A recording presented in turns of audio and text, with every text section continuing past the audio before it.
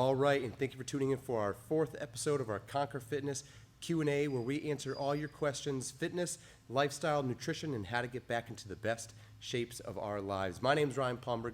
I am the owner here of Conquer Fitness in Enfield, Connecticut, where we specialize in helping adults ages 30, 40, 50, even up to their 60s and beyond get back into the best shape of their lives. Guys, ladies, I have three awesome questions for us today that all came in from you, our followers, our listeners, and our clients. Thank you so much for supporting this and this channel and our gym. All right, our first question comes to us from both Karen and Lindsay. The question is, does intermittent fasting help with our weight loss and fitness journey? So what is intermittent fasting, right? Intermittent fasting is the idea of fasting or not eating for an extended period of time throughout the day and then eating in a shortened window, right? There's a few different styles out there. The most common style is the 16 and 8 method, right? Fasting or not eating for 16 hours of the day and then eating for the remaining 8 hours. So some pros of intermittent fasting is it can definitely help with weight loss. It can help with insulin sensitivity, right? Our insulin sensitivity is our ability to release insulin and partition and store nutrients properly. The idea being not storing nutrients as fat, but using it and metabolizing it for daily activities, right? It's also going to help lower our blood sugar, right? So if we're out there, we're pre-diabetic, this could be a good tool for us to help us lower our blood sugar, control that a little better. Last one is also going to help us to reduce some inflammation throughout the body, right? As we eat a lot of food, we can create some inflammation in the body, some digestive inflammation. It can also help to reduce some of those effects as well. All right, 2 reasons why intermittent fasting doesn't work.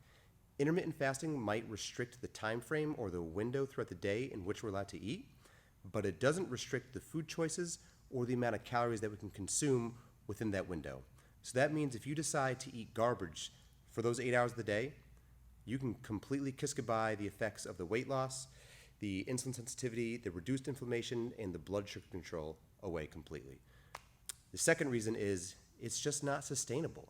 Can you truly see yourself fasting for 16 hours every single day and only eating for 8 hours of the day for even 3 months, 6 months? Could you do it for 3 years, 5 years, 10 years? No, it's not a long-term sustainable nutrition plan. The best nutrition plan that's long-term sustainable is a healthy diet plan that's balanced between proteins, fats, and carbohydrates. A plan like that that's followed every single day is going to give you those same benefits that we just discussed. The weight loss, the blood sugar control, the reduced inflammation, and the insulin sensitivity. Plain and simple. All right, our next question comes from Doc Raj over at Move Athletics. Thanks, Doc. The question is, what's best for weight loss, weightlifting or cardio? Right, I hear this question all the time. Let's break it down for you. Cardio is going to increase our heart rate, increase metabolism while we're doing that function, right? So while we're in the middle of our cardio, our heart rate's up, we're burning excess calories. That's great for us, right? But as soon as we're done from like a steady state cardio session, our heart rate drops down, our metabolic rate slows down as well, and we go back to like our baseline function. So we're no longer burning calories in excess anymore.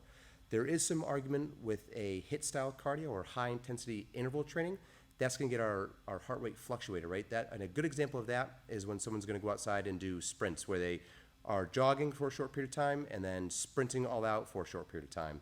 That's going to get our heart rate in a fluctuating pattern, which will extend out our caloric burn for a little while after our cardio, right?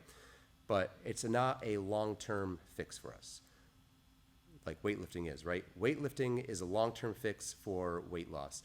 The more we begin to weightlift, the more we start building more muscle and adding on some more tissue to our body, right? That excess tissue is going to increase our metabolic output, right? Our body has now a larger demand to fill by supplying those muscles with nutrients, which is in turn is going to increase our metabolic effect and increase our ability to burn calories every single day.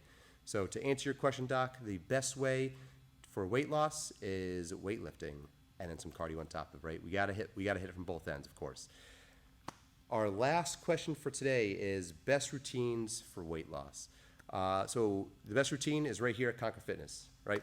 But seriously, so the best routines for weight loss is going to be, in my opinion, some interval circuit style training. So what we do here at Conquer Fitness is we like to put together circuits built around both weightlifting and cardiovascular type movements. So we throw in some actual heavy weights around, full body exercises, mixed in with some core and some interval, like cardiovascular type training. Example would be like tank sprints or sled pushes, jumping jacks mixed in with your heavier weightlifting moves. Guys, I hope these questions help you out. I hope that is giving you some insight on how to make the best of your weight loss journey. If you have any more questions, hit them up on Instagram on Tuesdays, and we'll be sure to get to them, right? Thanks again.